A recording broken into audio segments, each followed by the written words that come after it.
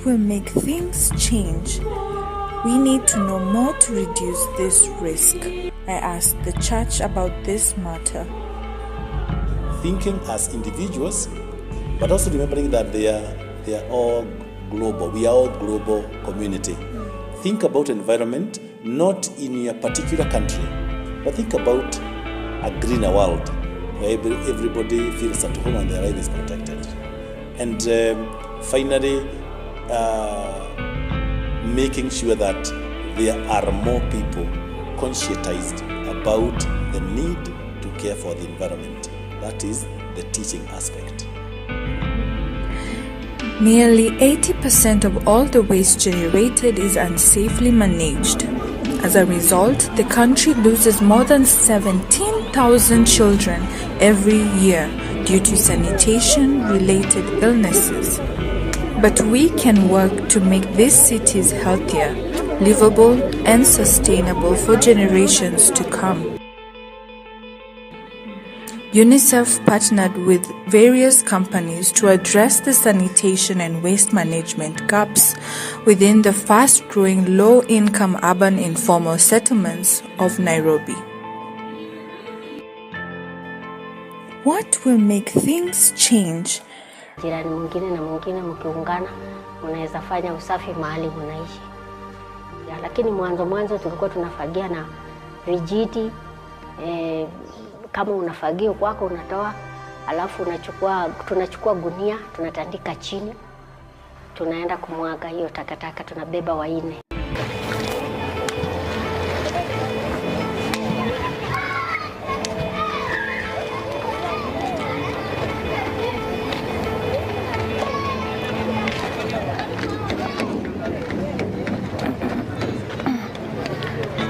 Well, there you have it, Kiambiu for you.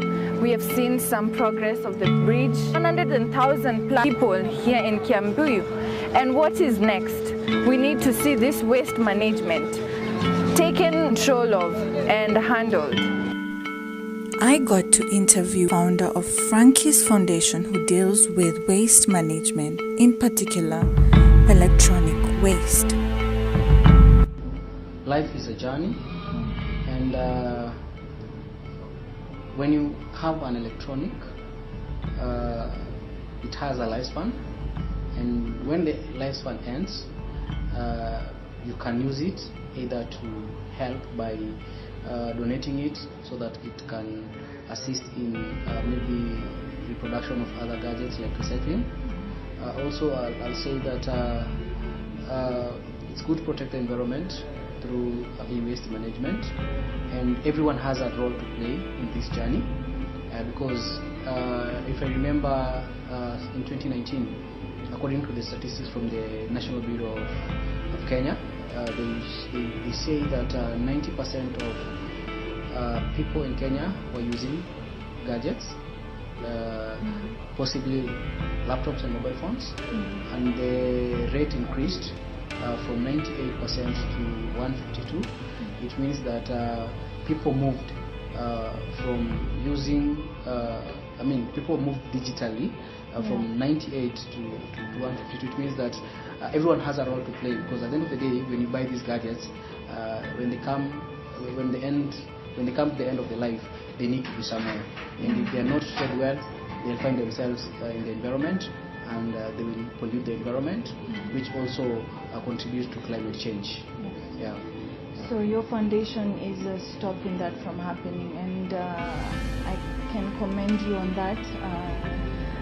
Do you have any final thoughts or advice for prospective students who are considering to enroll to your foundation, the Frankie's Foundation?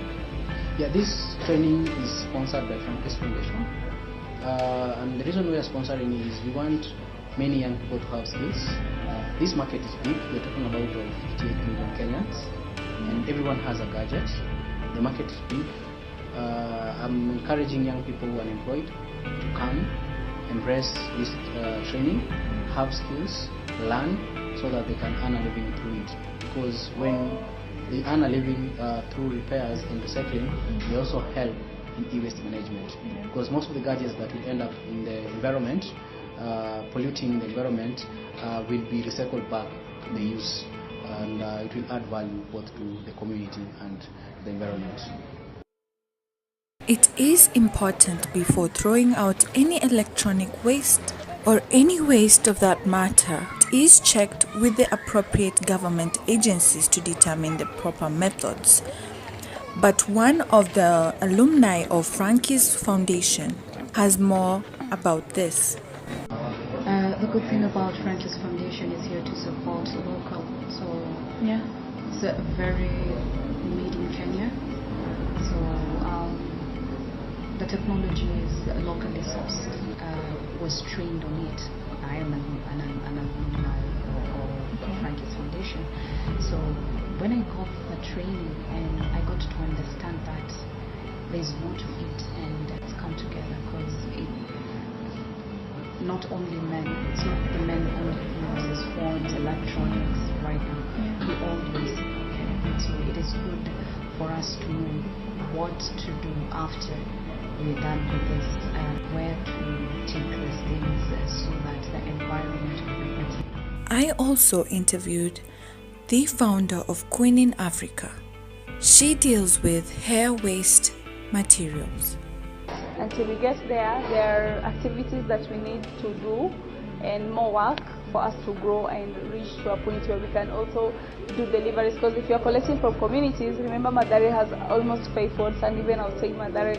So you can imagine you will also have to have a budget for transport that will go to collect this waste from individuals.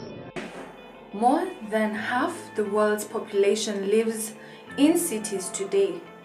By 2050, the United Nations estimates that migration from rural to urban areas, coupled with overall population growth, will add 2.5 billion more people to cities. As the governor of Nairobi City, Sakaja Johnson, stresses on the matter. We have to find under the MCA law, because unless you have a clean environment, there's really not much else you can do. Now the city is sinking in garbage, despite the work that all these officers are doing every single day. So look out for that designation. We're going to do public participation, and we all partner in making sure the city is clean and that businesses work. I went on to find out further the role of institutions in driving zero waste and providing waste management solutions. I met up with other institutions that were involved in the event of the Zero Waste Management Day. They had one thing in common, and that is that we should recycle so we can help our planet. Basically, Friends of Creation as a waste management company will collect everything. We do not discriminate, and so when we are collecting waste, we'll collect all kinds of waste. So for things like glass, we upcycle and make crafty stuff, and then the other things that we do not actually recycle, upcycle on site. So with those things like paper or metal, we'll collaborate. Waste pickers mostly are deemed unajua chokora, unaelewa, that's the name that everyone knows, and that's an undignified name to call someone. At the same time, the perspective that we see the waste pickers with is different. So what happens is that in the secular economy, they will lose out, because the EPR laws, when they come into contact with the waste pickers, they'll have to close the landfills. The transporters who have companies can tell you right now they are required to have the yards, and at the same time, they need not to collect mixed waste. They need to sort everything. The waste pickers at the landfill will lose out, because if they don't come into cooperatives, if they don't form associations, if they don't form CBOs, small groups, women groups, they will lose out, because they will not be part and parcel of the circular economy value chain.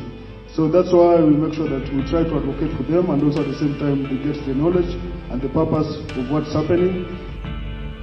The fast rate and scale of urbanization, particularly in African countries, already presents tremendous challenges.